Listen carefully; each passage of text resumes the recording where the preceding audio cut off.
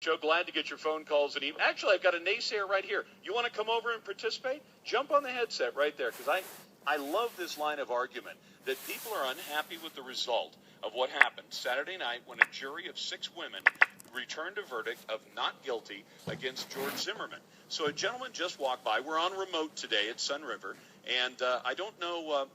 I don't know. Tell me what your name is, first of all. My name's Tom. Tom, what do you do for a living? I work for an e-commerce company out of Redwood City, California. Okay, very good. And you came by, and what was it you asked me? If you were playing a character or if you actually believed everything you were saying. Everything I say is what I believe. And most of it, I try not to go on the air and say anything unless I have factual backup for it. So you were objecting to the idea that the police in Florida a year and a half ago looked at the situation and said, we don't see a crime here, but they sent it to the local DA, the elected representative of the people for deciding which crimes get charged and which don't. And the DA said, no, there was no crime here. No, and I think what I was objecting to is the fact that you called the President of the United States a bigot and a racist. He is a bigot, and because he is a did racist. choose to push for an investigation. He pushed for it based on the looks of one of the participants. I'm not sure it was just the looks of one of the What participants. else did he mention? I can't recall. He didn't. He just said, if I had a son, he'd look like Trayvon. That was one of the things he said. He didn't stand up in front of an audience and say, if I had a son, I look like Trayvon Martin, and then walked away. That was what he said. He did say that, yeah, correct. No, but that's he not didn't all say that he anything said. else of substance. Nothing. And if you go back and look at the original Why tape, was that more of substance than anything else he would have said? That's didn't all you remember from the conversation? It's not what I remember. We took every piece of tape from him about the Zimmerman case. That was the only thing he said. That was the only thing he said about the case was, if I had a son, he'd look like Trayvon. Why do you have a problem with that? Because the inherent nature of the comment I read as racially motivated, because President Obama knew nothing more about Trayvon Martin except his skin color and maybe his age. He didn't know anything about the facts of the case. I think that it sounds like to me what he was saying was, people that are upset, I understand.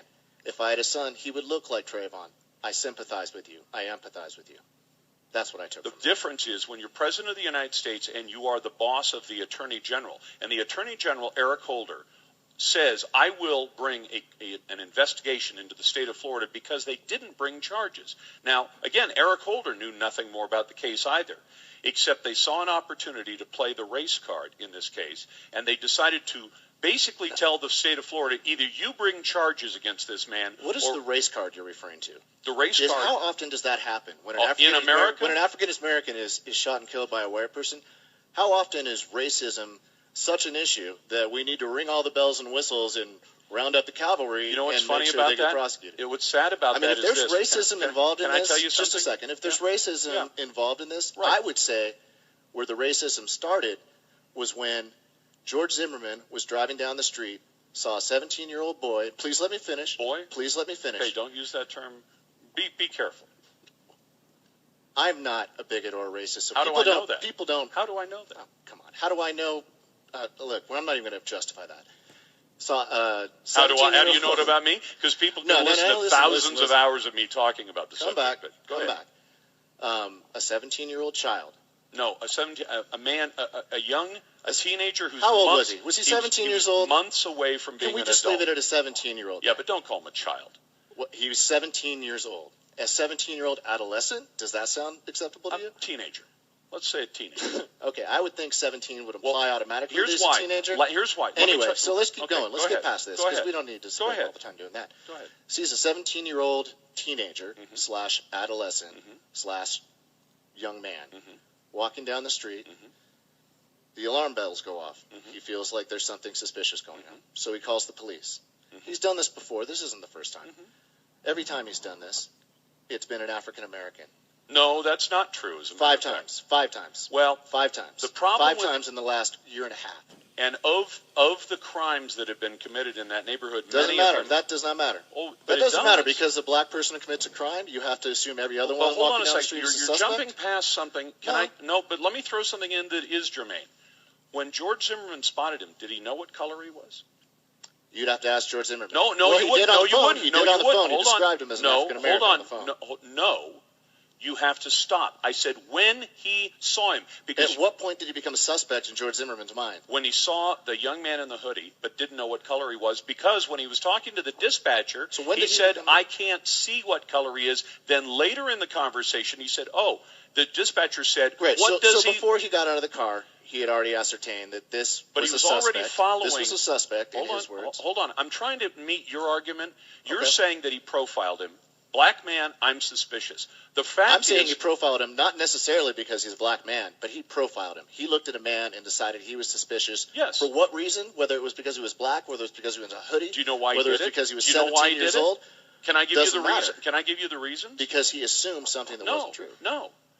Here are the reasons. The totality of the circumstances, which is the same way police operate. If the police come up and they see a man in here with a screwdriver, they might not conclude he's a burglar. Because he's in a hotel, he's maybe wearing a uniform, and he's fixing a light. If they see a man, the same kind of man, standing by the side of the house at 11 o'clock at night in the dark, how about 11 o'clock? You're using hypotheticals, and he has a screwdriver, and he's standing by the side of the house, would they maybe say, why is that guy out at night in the dark without a flashlight and a screwdriver? We think he might be a burglar. Totality of the circumstances. What was Zimmerman looking at? Somebody in the neighborhood. Was Zimmerman a police officer? He doesn't have to. He doesn't have. Do you have to be a police officer to be aware of things in your neighborhood? No. Oh, okay. Now that we've that's not a point. You didn't establish a point. No, now that we've well, you said does he have? Why does he have to be a cop? Because you're comparing his actions to that of a police officer. No, what I'm suggesting is totality of the circumstances applies to all of us. If I'm driving home tonight and I see a man weaving on the highway, might I think he might be drunk? Now, he might be looking for his cell phone on the floor. His girlfriend might be kissing him on the neck. There could be 1,000 other reasons for weaving. He might have a bad tire or a bad wheel.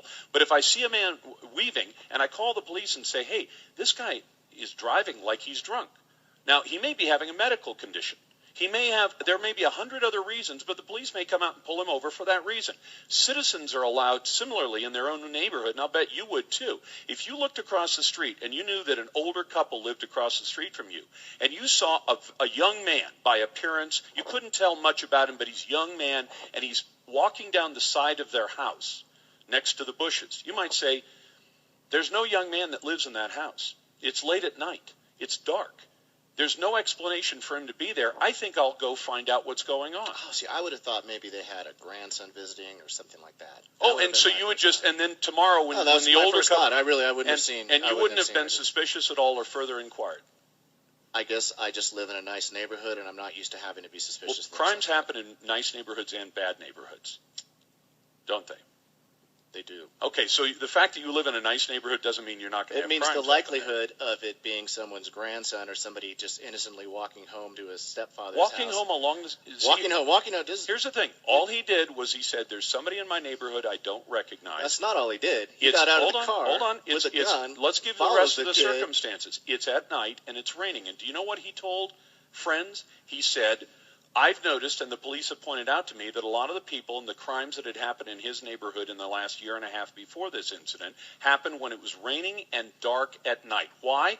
Because people who are going to commit crimes try not to do them when there are a lot of people around. No, usually it's at 7 o'clock at night. It's later at night, and if it's after dark and it's raining, you're not going to have a crowd of other people. If it's Florida and it's 7 o'clock at night and it's a beautiful, warm night, there may be a lot of people walking around. It's not a good time to commit a crime because you're likely to be noticed. Apparently, it's not a good time to walk down a street in South Florida. Well, tell me this. If somebody was following you down the street, would you turn around and punch him in the nose? Well, first of all, we don't know that that's what happened. We do know that No, we don't know that that's what happened. Can I give you my evidence, and then you give me your evidence that it didn't happen? Sure. George Zimmerman had a broken nose and a bloodied nose. Wasn't a broken nose. It was broken. The medical evidence is it was broken. It could have been broken. It could have been broken. Hold on. I'm telling you the evidence. It was broken. The medical evidence was he had a broken nose and it was bloody. Now, does that suggest that he got punched in the nose by Trayvon Martin? Have you ever seen anybody that was punched in the nose and had a broken nose? When you saw them the next day, did they not have swelling under their eyes? Usually there's some kind of a bruising. When you have a broken nose, there's more than just a little. He got punched. I'll give you that. He got punched. Who punched him?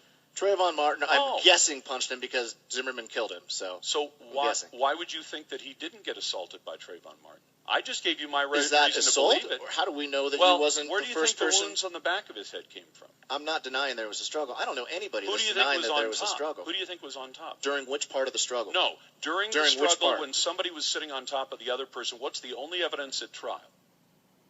What? The neighbor saw the struggle and identified. Well, there were neighbors that saw multiple struggles. And No, a lot of them there was could not. one neighbor that testified, and he said he saw Trayvon Martin on top of George Zimmerman. He saw Trayvon Martin because, like you said, it was in the dark and it was raining and it was in the back alley. Do you know how he did it? He did it based on the color of their clothing, not the color of their skin, which is actually pretty reliable. If I say the man who robbed us because has it's a really red easy coat, to make out the color of a red coat in the darkness at night. red versus a different color, yes. Okay, well, back to your point. Yes. I think that a struggle ensued. I Yes. don't think there's any doubt about that. Okay. Tough to tell whether or not Trayvon Martin sustained blows because dead people don't bruise. You agree with that? Yes. You agree that if you get punched in the face and you die, you're not going to swell up and you're not going to have scars. No, I know that. When your heart stops, that stops. So, now let's just say you are Trayvon Martin. Just humor me. I know how I would have reacted. So let's to just somebody say you're following walking me. down. Yeah, somebody's following you. Yeah, I turn around and say, "Why are you following me?" In Let's fact, assume he if I said was, that. let's assume he was scared I because think we have people I intuiting think that he that was scared. instead of when you're scared, I think, do you call 911 or your I think girlfriend? even what George Zimmerman said was that he said, "Do you have a problem?" So that might be one way of somebody saying, "Why are you following me?" Then Maybe why it's would he not the most punch him in the polite. nose? That's why I think George Zimmerman must have said or done something else. Oh, must have. Because why would a 17-year-old kid on his way home Can I punch tell this you? guy in the I'll nose? give you a theory. Do you have a theory? Did I would love to hear you that. watch Trayvon Martin's young friend, who was not his girlfriend but a friend who was a young lady, The one on the stand? Gentile? Yes. Yeah. He said, some creepy ass cracker is following me. Yes. He said, and then he made a reference to him by another word that white people aren't supposed to say. Well, that would be kind of creepy. Well, but hold on a second. Does Yes, that indicate Trayvon Martin's attitude toward George Zimmerman? That he was a creepy ass cracker? Well, I would consider somebody to Well, be let me pretty ask you. creepy Let me if give they you were a following let me me down give the you a street. hypothetical. If you're a child, Let me if give you're you a young hypothetical. adult, Hold on. and you've been watching all these TV after-school hold on, specials stop for of a people second. getting Stop. hurt. I'll give you the hypothetical. Listen. I'm walking down the street and I'm talking to you on the phone, and I say some, and then I use that word nobody's ever supposed to use, is following me. Would that indicate my attitude toward that person? That because of their skin color, they are somebody that's a negative person. There's something negative about that person. Well, He didn't say a man is following me. You can down play the that road. both ways. George Zimmerman, Really? what was he referring to? How when do he you said play they creepy always ass get cracker away with both it? ways? Well, creepy shouldn't have anything to do. I mean, the guy seemed pretty Cracker? creepy. Where does that come Oh, from? that's Racial such a- animus? Oh, come on. That's, If one of you know your what? friends- You can't be white and all of a sudden hear the word cracker and go, "Oh my God, I understand what it's like to be black and be oppressed now." Oh my Lord, I'm not going to convince you, but it's been interesting You're talking not, to but you. it's I been nice appreciate talking you with you, taking the too. time. You Have a take good care. day. We love naysayers on the show. Well- Back in a moment. You've got the Lars Larson Show. Welcome back to the program, live from Sun River. Just today, I'm back in studio tomorrow, and when I come down to the Oregon Petroleum Association, one of the familiar faces I see is the guy you occasionally hear call us on the show, who's in the evil oil business, and boy, don't we appreciate it, is our good friend Mike Fitz. How you doing, Mike? Hey, I'm doing real great, and I'd like to say your last opposition was pretty level thinking. He was. I'm not saying he was right. I was very impressed because, He held his own. he looks like Einstein compared to Theodore. We banned Theodore for a while because he just got too crazy. You're running a really important ballot measure right now. You were gathering signatures last night, and I told you I